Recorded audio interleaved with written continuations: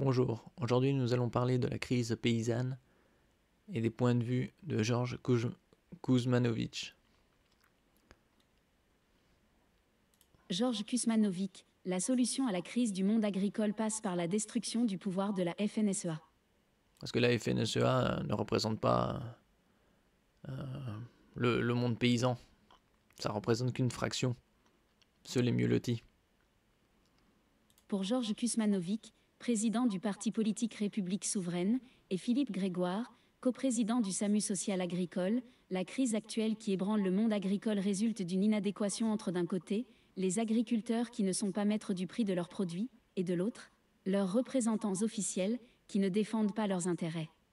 Bah oui, parce que les représentants officiels sont bien mieux lotis que les simples agriculteurs qui ont des petites fermes. Alors que d'autres, les représentants, ils ont des grandes industries agricoles. Depuis le début du mouvement de protestation du monde agricole, les représentants officiels de celui-ci, en premier lieu la FNSEA, mais aussi les partis politiques de droite, les médias et le gouvernement, tentent d'orienter le débat vers les normes, la taxation du gazole non routier, GNR, et la bureaucratie. On verra que chacun y a un intérêt contraire à celui de la majorité des agriculteurs. À lire aussi, contrôle, paperasse, normes, derrière la colère des agriculteurs, à qui la faute ? Si ces trois éléments représentent effectivement des coûts, ils sont en réalité accessoires. Lorsque 42% des agriculteurs touchent moins que le RSA, ce ne sont pas quelques milliers d'euros de coûts en moins qui leur permettront de vivre dignement de leur travail. Oui, parce que le RSA, il faut le savoir, c'est 500 euros par mois. Alors que RSA, c'est un revenu solidarité active. Ça devrait être c'est un complément normalement. Bon, là, eux, ils touchent moins que le RSA. Donc, normalement, ils devraient toucher le RSA en plus de leur maigre revenu pour arriver à peu près au SMIC. Car il s'agit bien de quelques milliers d'euros. Une taxation normale sur le GNR, par exemple, ne coûterait rien ou presque aux exploitations hors sol. Pour les autres, cela ne représente guère que 2 000 à 3 000 euros de coûts en plus par an. Un prix de vente en défaveur des agriculteurs. Le niveau des normes appliquées en France est dans la moyenne de l'Europe, de même niveau qu'en Allemagne, il est inférieur à l'Europe du Nord et certes supérieur à l'Europe du Sud et de l'Est. Mais abaisser les normes au niveau de ces derniers pays ne permettrait pas de rétablir une concurrence loyale, tant le différentiel de coût du travail est important. Ah, ils devraient travailler au niveau de l'européenne pour un salaire de base minimal, qui devrait être 2000 euros. Hein, 2000 euros par mois pour vivre, vu avec toutes les taxes, l'inflation, pour vivre correctement, c'est un minimum. À lire aussi, Stéphane Le Foll, l'agriculture doit redevenir une ambition française. Quant aux difficultés administratives, si les agriculteurs avaient un revenu suffisant, ils pourraient déléguer les tâches les plus complexes telles que les déclarations PAC à un spécialiste pour 1000 à 1500 euros par an. La solution n'est donc pas à chercher dans les coûts de production, mais bel et bien dans les prix des produits. Si l'on prend le cas emblématique des éleveurs laitiers, sans doute un des secteurs les plus en difficulté, une comparaison internationale permet de comprendre l'origine du problème. Au Canada, Pierre Elliott Trudeau a mis en place une régulation des importations. Les éleveurs laitiers, grâce à ce contrôle de la concurrence extérieure, restent maîtres du prix auquel ils vendent leur lait à l'industrie agroalimentaire. Le prix est ainsi de 63 centimes le litre, un prix qui leur permet de vivre dignement de leur travail en France, il est de 42 centimes. Le prix au Canada au litre est 50% plus élevé que celui en France. C'est conséquent, c'est énorme. Alors que le litre de lait vendu en supermarché ou hypermarché est bien supérieur à 1 euro le litre. C'est-à-dire que moins de la moitié du prix du litre revient aux producteurs. C'est évidemment scandaleux. À noter que Lactalis, le géant de l'industrie laitière à l'international, est présent au Canada et achète son lait à ce prix sans que cela ne semble le ruiner. Avec les industriels. On pourrait objecter que le Canada n'est pas dans l'Union européenne, UE, et qu'il gère lui-même sa politique commerciale, tandis que la France a transféré à Bruxelles toute sa souveraineté en la matière. C'est juste, mais plus près de nous, l'exemple de l'Italie révèle que, même dans ce marché ouvert à tous les vents qu'est l'UE, des producteurs de lait peuvent mieux s'en sortir. Le prix du lait y est en effet de 52 centimes, 10 de plus qu'en France. Comment est-il fixé ? Les producteurs, représentés par une organisation qui défend réellement leurs intérêts, fixent ce prix à partir de leurs coûts de production constatés dans des fermes de référence. Les produits transformés, comme les yaourts, sont-ils hors de prix ? Non, car les industriels et les distributeurs ajustent leurs marges pour que les prix de vente aux consommateurs soient acceptables. Pourquoi, dans ce cas, le prix payé aux agriculteurs est-il si bas en France ? Dans notre pays aussi, les représentants des producteurs affichent leurs coûts de production, qui servent de base aux négociations. Mais tout le problème est là, les représentants, dominés par la FNSEA, ne défendent pas vraiment les intérêts des éleveurs.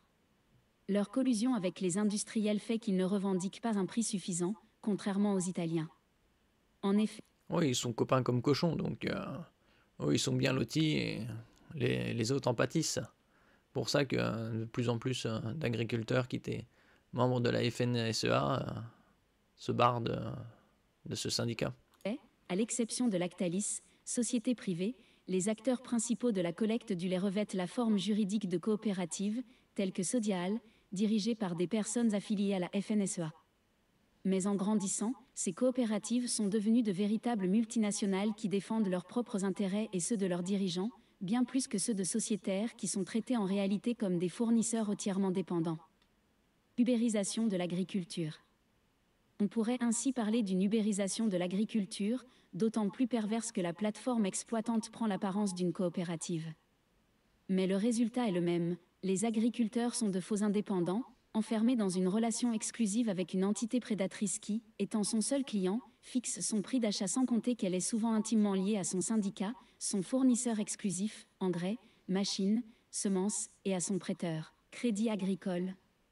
Le cas du secrétaire général de la FNSEA est caractéristique, agriculteur à la tête d'une exploitation de 700 hectares alors que la moyenne en France est de 67 hectares, 10 fois moins. Il est surtout le directeur du groupe Avril, multinational dans les secteurs des huiles, des agrocarburants et de l'alimentation des animaux d'élevage. Comme si on plaçait un PDG d'une entreprise du CAC 40 à la tête de la CGT. Comment s'étonner, dans ces conditions, que le lobby agricole français, réputé si puissant, avec ses ramifications dans le monde politique, le plus souvent chez les républicains, soit incapable d'assurer aux agriculteurs des revenus suffisants pour vivre ? À lire aussi, c'est le dernier parti léniniste, comment la FNSEA a étendu son emprise sur le monde agricole. Ouais, tout ça, c'est comme d'habitude, c'est toujours une question de volonté et d'action à mettre en place. C'est que tout en faisant pleurer dans les chaumières sur le sort des pauvres paysans, il poursuit d'autres intérêts, ceux de la minorité de grosses exploitations qui fonctionnent déjà très bien et de l'industrie agroalimentaire qui capte l'essentiel de la valeur ajoutée. La FNSEA, forte de ses nombreux moyens de pression, jouit de son statut de syndicat, majoritaire, alors que 55% des agriculteurs s'abstiennent aux élections professionnelles mais surtout de la faveur du pouvoir politique, trop contents de disposer ainsi d'un partenaire pourvoyeur de vote et de tranquillité. Elle a ainsi été placée en situation de cogestion depuis un demi-siècle au moins. Retrouver notre souveraineté alimentaire. La crise actuelle suit ainsi un scénario bien rodé, le même que les précédentes crises.